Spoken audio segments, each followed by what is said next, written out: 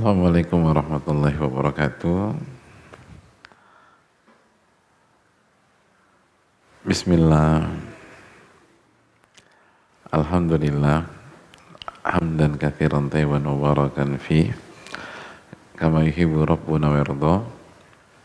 Asyhadu an la ilaha illallah wa asyhadu anna Muhammadan Rasulullah. Wa nusalli wa nusallim ala nabiyyina Muhammad sallallahu alaihi wasallam.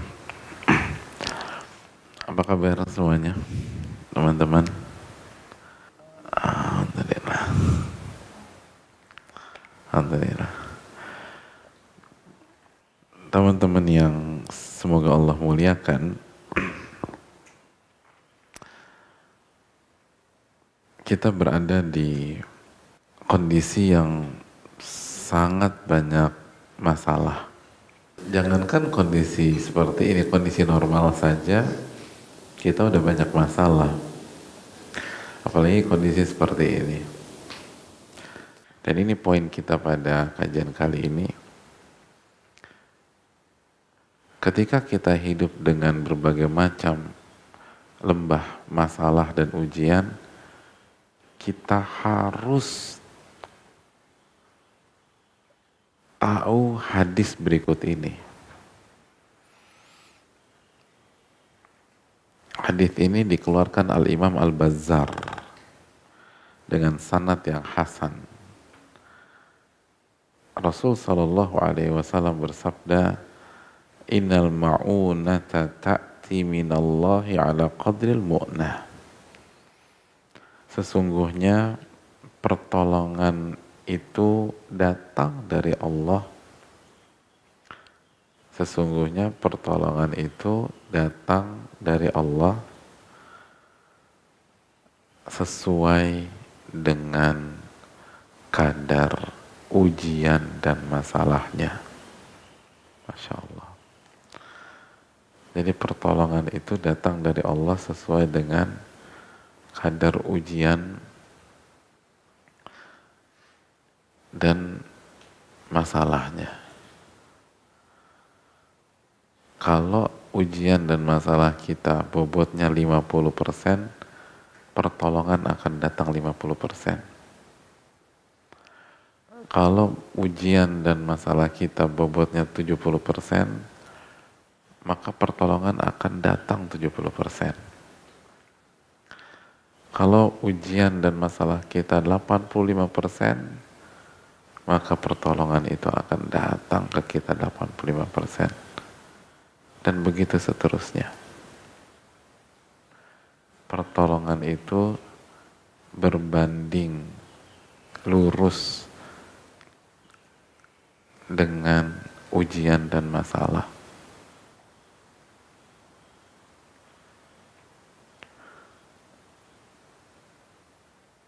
Begitu ada ujian, di situ ada pertolongan. Gak mungkin, jamaah sekalian, kita punya masalah 60%, lalu pertolongannya datang cuman 30%. Itu gak mungkin. Gak mungkin. Cuman kita yang gak sabar. Kita yang gak ke Allah. Kita yang nyari pertolongan ke makhluk.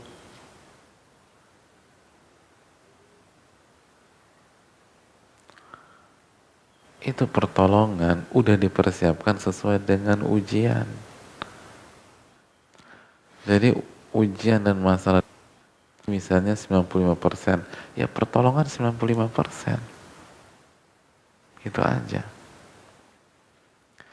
Bahkan kalau masalah itu 70%, itu pertolongan gak mungkin hanya datang 69,9%. Yang 0,1-nya ketinggalan, gak mungkin. Itu pasti datang sama. Ala qadril mu'nah. Ala qadril mu'nah. Benar deh.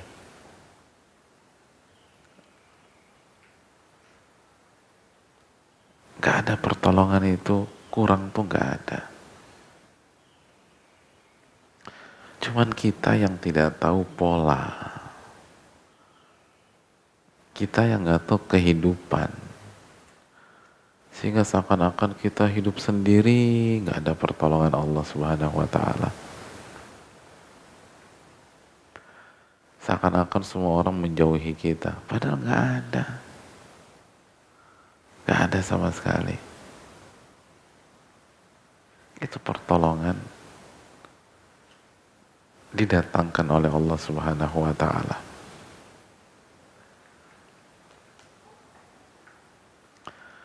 Makanya ini harus yakin nih, dan harus tanamkan ini ke teman-teman semua.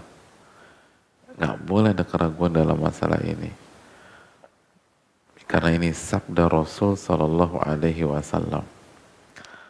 Dan Allah berfirman dalam surat An-Najm ayat 3 dan 4, wa ma yantiqu 'anil hawa in huwa illa wahyun yuha.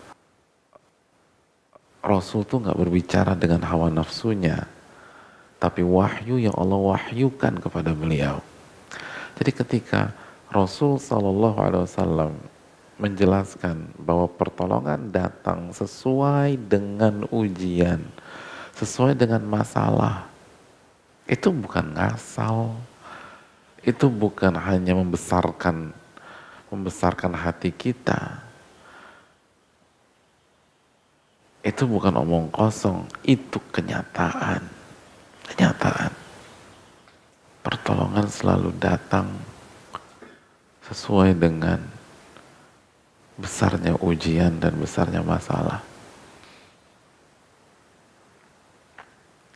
Ini hadis luar biasa. Dan hadisnya belum selesai sampai di sini. Kita lanjutkan penggalan kedua yang semakin menyempurnakan makna dari hadis ini. Nabi SAW bersabda, wa inna sabra ya'ti minallah ala qadril bala.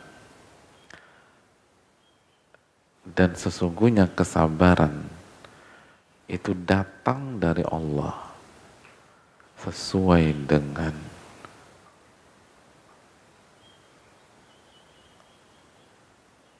besarnya bencana. Begitu. Sesuai dengan besarnya ujian. Jadi kesabaran itu didatangkan dari Allah sesuai dengan beratnya masalah dan ujian. Gitu. Oh, luar biasa jamaah. Jadi nggak ada cerita saya udah nggak sanggup lagi sabar. Bukan nggak sanggup, nggak mau. Sabar itu didatangkan dari Allah sesuai dengan besarnya masalah dan ujian.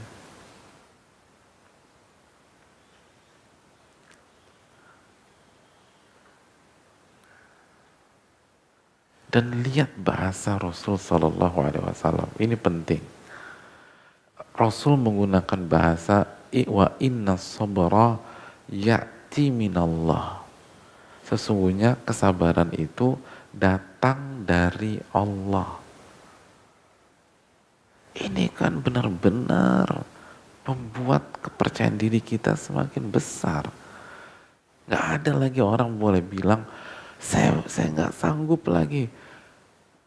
Bu, ini bukan tentang kemampuan ibu, karena kesabaran datangnya dari Allah, bukan dari ibu. Mas, ini bukan tentang kesanggupan mas, daya tahan mas. Ini sabar datangnya dari Allah. Jadi nggak usah ribet-ribet. Gue sanggup nggak ya? Gue sanggup nggak ya? Ini bukan tentang kekuatan Anda, ini tentang sebuah kekuatan yang didatangkan dari Allah. Oh, luar biasa jamaah. Oleh karena itu, gak ada alasan kita jauh dari Allah Subhanahu wa Ta'ala. Gak ada alasan kita untuk pesimis. Nah, itu yang juga perlu kita mau ini kan. Pokoknya mulai saat ini Bu, teman-teman nggak usah berpikir, aduh besok Allah kasih masalah apa lagi ya. Tenang aja. Karena ketika Allah kasih masalah, Allah pun kasih pertolongan. Dan kalau pertolongannya belum datang, nah ini, Allah kasih kesabaran. Sabar nunggu pertolongan. Nah, udah deh jamaah.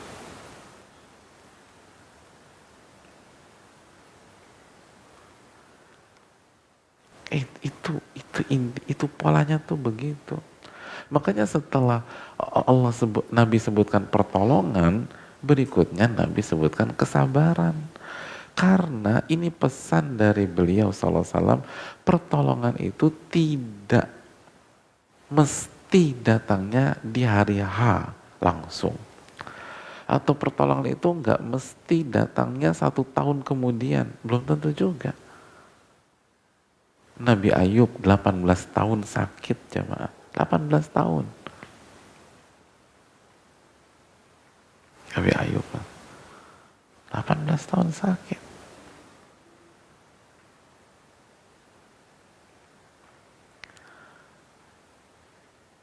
Itu ilmu apa bisa buat orang bertahan 18 tahun? Ilmu sabar. Dan sabar itu ternyata pemberian. Given dari Allah.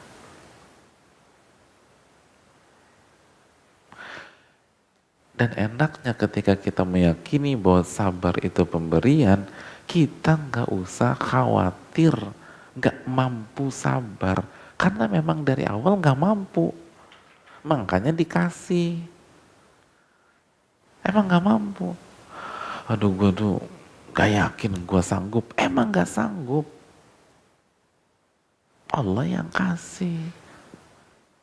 Dan Allah janjiin bahwa kesabaran yang Allah kasih sesuai dengan beratnya ujian.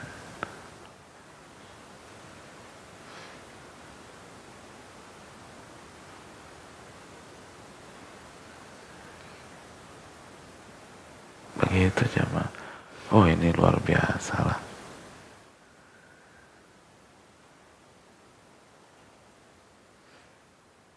Dan Allah pasti kasih ke semua kita, pasti. Cuman yang jadi masalah, mau kita gunain apa enggak? Mau kita gunakan atau tidak? Mau kita pakai atau tidak?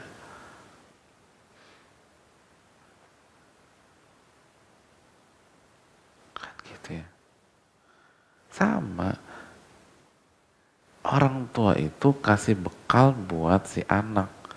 Sehingga si anak bisa bertahan di sekolahnya sampai sore. Dibekalin makanan. Tapi pertanyaannya kan, tuh makanan dimakan nggak ketika di sekolah?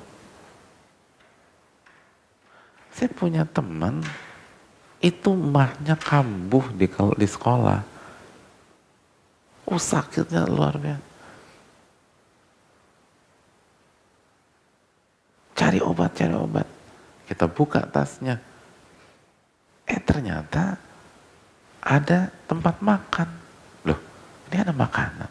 Nggak dimakan sama dia. Karena lebih memilih ketika istirahat main futsal lah, main bola lah, main basket, nggak dimakan. Padahal udah dibekalin sama Allah, sama orang tuanya. Udah dibekalin. Kalau dia makan aman tuh dengan izin Allah. Sampai maghrib balik lagi ke rumah aman. Tapi nggak dimakan sama dia tuh bekal. Padahal udah dibawain sama Allah, sama ibunya.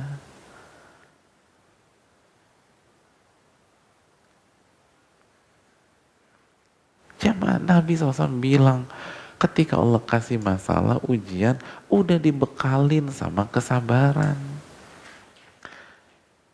Dan sabar itu sesuai dengan beratnya ujian. Tapi yang jadi masalah tuh bekal dipakai apa enggak, dimakan apa enggak. Mayoritas kita bekalnya dianggurin.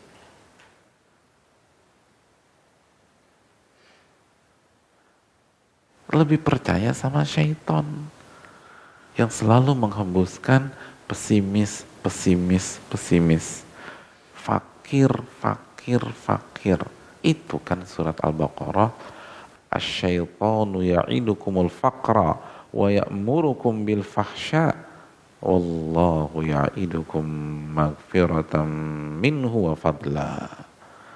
Syaitan itu selalu menjanjikan kefakiran. Itu, syaitan itu selalu menghembuskan kefakiran.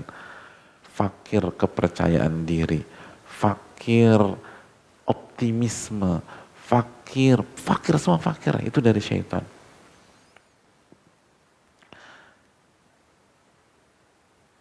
Makanya kata salah satu ulama terbaik Syekh Muhammad Mukhtar Shinkiti, kalau ada besitan pesimis negatif di dalam diri kita, langsung bilang itu dari syaitan. Udah, gak usah sosok evaluasi ribet-ribet, dari siapa ya? Itu dari syaitan, udah selesai. Jadi kalau teman-teman, aduh aku sanggup gak ya ngejalanin ini, aduh gimana nih anak-anak, udah itu dari syaitan, udah. Dari syaitan. Situ para ulama ngajak kita berpikir simpel, gak usah ribet-ribet, bingung, apalagi bengong, terus curhat-curhatan kelamaan, gak produktif. Kenapa ya aku kok begini banget, aku kayak gak berguna, aku kayak sampah masyarakat. Curhat 2 jam ngapain? Allah yang berfirman di tadi Al-Baqarah 268, asyaitonu ya'idukumul faqra. Syaitan itu ngajak kepada kefakiran. Itu udah jelas. Al-Baqarah 268. Clear. Semuanya tuh dari syaitan. Udah. Aku bisa berubah gak ya? Udah dari syaitan deh. Kalau Allah bisa. Dan Allah udah bekalin sabar yang sesuai dengan cobaan dan ujian. Ini yang perlu kita camkan. Oleh karena itu teman-teman sekalian, hadis ini memberikan pesan kepada kita, begitu ada masalah minta pertolongan sama Allah. Minta pertolongan sama Allah.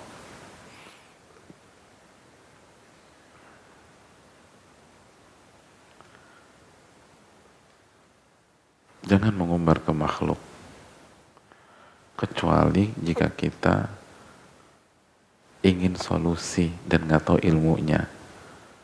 Hanya pihak-pihak tertentu saja yang bisa kasih solusi.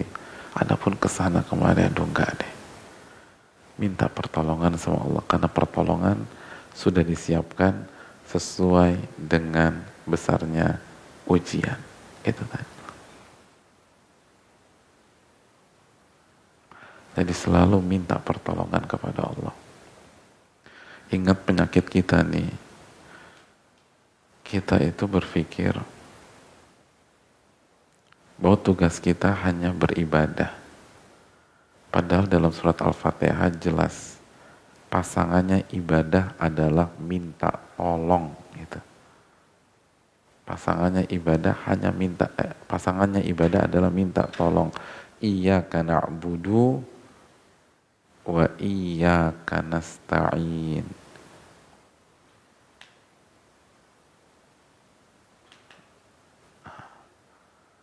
Pasangannya ibadah adalah minta tolong. Kita sering sudah sadar untuk beribadah dan menjalankan tugas, tapi masih suka lupa bahwa kita pun disuruh untuk minta tolong sama Allah. Ingat, pasangannya ibadah adalah minta tolong. Iyyaka na'budu wa iyyaka nasta'in. Itu kan iyyaka na'budu wa iyyaka nasta'in. wa iyyaka nasta'in. Nah, gini ya. Iyyaka na'budu wa iyyaka nasta'in. Ya. Ada apa-apa minta tolong sama Allah. Dan pertolongan akan datang sesuai dengan masalah.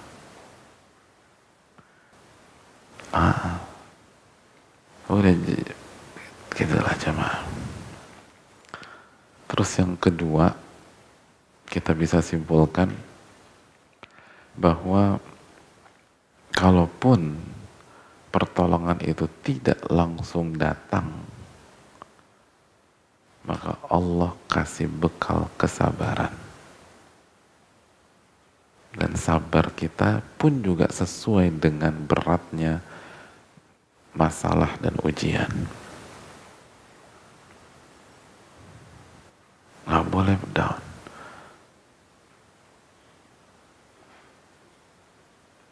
Karena seringkali pertolongan itu datangnya tidak bersamaan dengan masalahnya. Biasanya masalahnya duluan.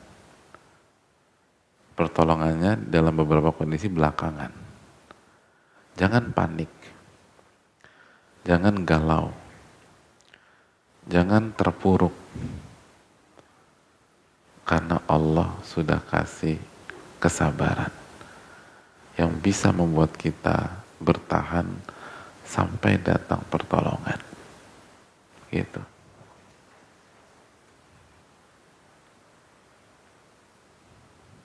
Makanya jemaah yang ketiga kita bisa petik, seorang muslim itu harus selalu memiliki semangat juang seberat apapun masalahnya. Dan harus selalu optimis sesulit apapun ujiannya.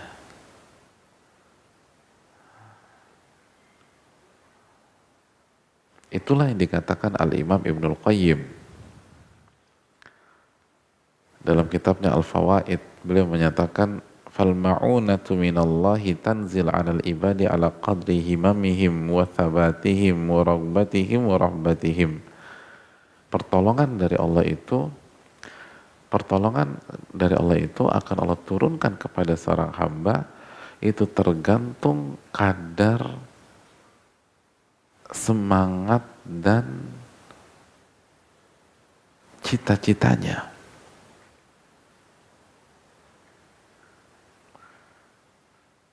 Dan tergantung pada daya juangnya.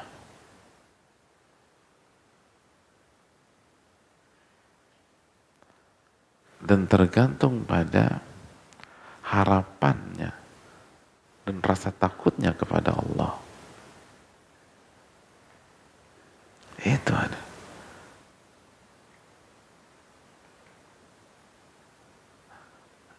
Ini cara bermain yang benar. Makanya udah lebih dari 1-2 kali kita sampaikan di kajian ini. Untuk bisa berhasil dalam hidup, kita tidak harus jadi orang paling cerdas. Gak perlu. Kalau gitu Allah gak adil. Yang kita butuhkan adalah tahu cara bermain. Itu yang paling penting. Gak harus jadi orang paling kuat atau paling cerdas, gak penting. Ya bagus sih menjadi orang cerdas. Tapi kan gak semua kita diciptakan sebagai orang cerdas. Untuk bisa berhasil dalam hidup itu tidak harus punya pendengaran, tapi tahu cara bermain. Makanya Sufyan Ats-Tsauri menyatakan, alaikum bi'amalil abtal. Kalian harus bermain sebagaimana para juara bermain. Gitu. Kalian tuh harus bermain sebagaimana para juara bermain. Cara bermain itu penting. Yang penting tuh tahu cara bermain.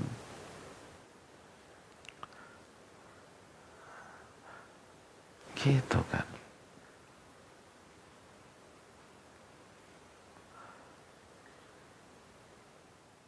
Nah, cara bermain yang benar ketika dapat masalah, dapat ujian, dapat tekanan adalah dengan semakin semangat dalam berjuang dan semakin tinggi cita-cita kita, bukan semakin down.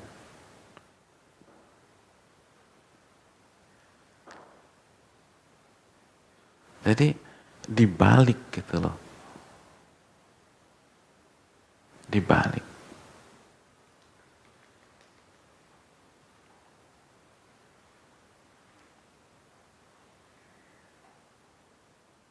Yang mayoritas orang pesimis justru kita, ini nih gitu.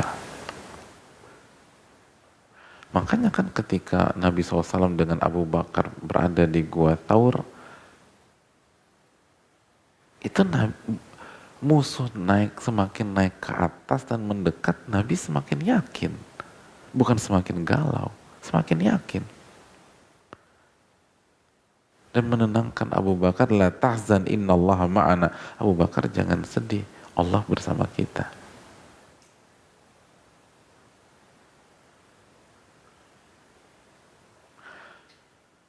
Nah, kenapa semangat juang harus semakin tinggi, cita-cita semakin besar? Karena kita tahu hadis tadi, al-ma'unatu ta'ti minallah ala qadril mu'nah. Pertolongan itu didatangkan dari Allah sesuai dengan kadar musibah dan ujian. Pertolongan itu selalu sesuai dengan beratnya ujian. Dan kenapa begitu pertolongan terkesan belum datang-datang, kita tetap optimis? Karena kalaupun pertolongan belum datang, Allah kasih bekal sabar yang lagi-lagi sama dengan beratnya musibah dan ujian. Lalu yang semakin membuat kita semakin optimis, kita ingat sabda Nabi dalam hadis Tirmidzi, wa yubtalal mar'u ala hasabi dini. Seseorang itu diuji sesuai dengan kualitas agamanya.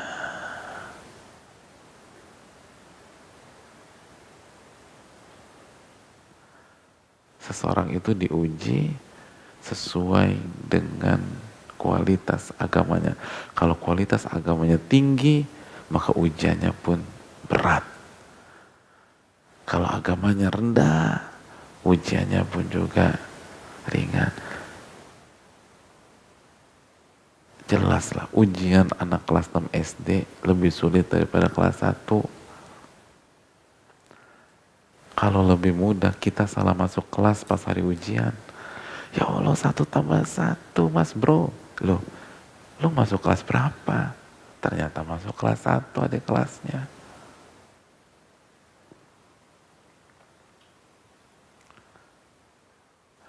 Jadi coba kita rangkum ya. Jamaah, teman-teman dapat masalah ujian berat nih. Dapat masalah dan ujian berat. Yang pertama langsung kita hubungi hadis tadi, hadis Tirmidzi. Ujian seseorang tergantung kualitas agamanya. Ini gue gak pernah diuji kayak seberat ini. Nabi katakan, ujian tergantung kualitas agamanya. Berarti kayaknya ada peningkatan nih dalam agama gue nih. Kayaknya ada peningkatan dalam ibadah saya. Karena saya gak pernah diuji kayak begini. Ingat lagi hadis, asyadun nasi bala'an al-anbiya thumma sholihin. Yang paling berat ujiannya para nabi, lalu orang-orang soleh. Ini kita belum pernah diuji, digoncang seperti ini. Lalu ingat hadis tadi, naiklah moral kita. Kayaknya Semoga ini tanda kualitas agama saya walaupun masih pas-pasan juga ada peningkatan. Sampai step ini jangan berhenti. Kita lanjutkan ke hadis tadi. Kan iya sih, tapi saya nggak tahu solusinya nih. Gimana cara nyelesainya? Ingat hadis. Pertolongan itu didatangkan dari Allah sesuai dengan kadar ujian dan musibah. Tambah pede lagi dong. Oh ya Masya Allah. Udah ini tanda kualitas agama kita ada peningkatan. Lalu yang kedua, kita nggak usah putus asa karena pertolongannya akan didatangkan. Terus kalau belum datang juga ada bekal sabar. Suruh sabar sampai pertolongannya datang. Aman berarti. Aman. Maka seorang muslim akan optimis. Akan punya harapan dan himmahnya jadi tinggi. Himmahnya jadi tinggi. Makanya itulah alasan kenapa orang-orang besar itu menikmati kondisi-kondisi kritikal. Kondisi-kondisi yang mendebarkan tuh orang-orang besar tuh nikmatin itu. Kita udah spot jantung gitu ya, mereka mah nikmatin.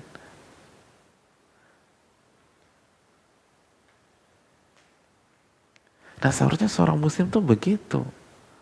Karena gak ada alasan untuk hancur karena ujian dan musibah.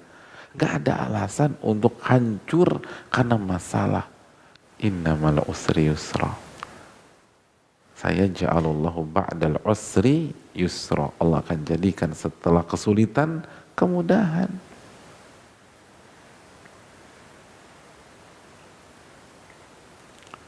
Ya, jadi hadirin yang Allah muliakan.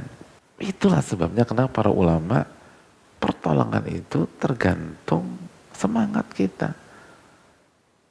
Karena sekali lagi jamaah sekalian, kalau kita lupa tentang konsep ini, maka semangat kita akan turun.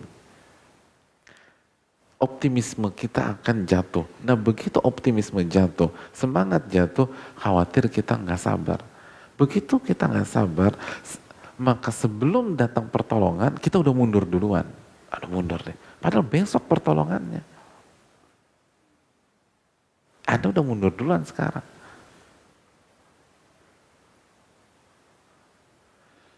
Hidup ini kan kuat-kuatan nafas kesabaran. Ya ayyuhalladzina amanu sabiru wasabiru warabitu wattaqullaha la'allakum tuflihun. Ayat terakhir surat Ali Imran. Wahai orang-orang beriman, sabar. Itu perintah pertama, sabar, perintah pertama. Perintah kedua, dan kuat-kuatan nafas kesabaran. Siapa yang paling sabar antara Anda dan musuh Anda? Itu aja. Hidup itu seringkali tentang itu. Mana yang lebih sabar, kita atau kompetitor kita? Mana yang lebih sabar, kita atau musuh kita? Mana yang lebih sabar, kita atau haters kita? Itu aja. Siapa yang paling sabar gak terpancing misalnya? Kita atau musuh kita? Lalu warabitu.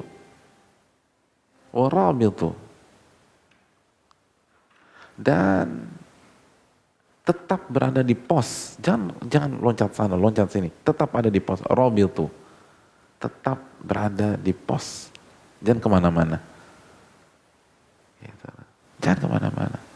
Wattaqullah, dan isi dengan ketakwaan, la'allakum tuflihun, pasti kalian beruntung, kata Allah, pasti beruntung.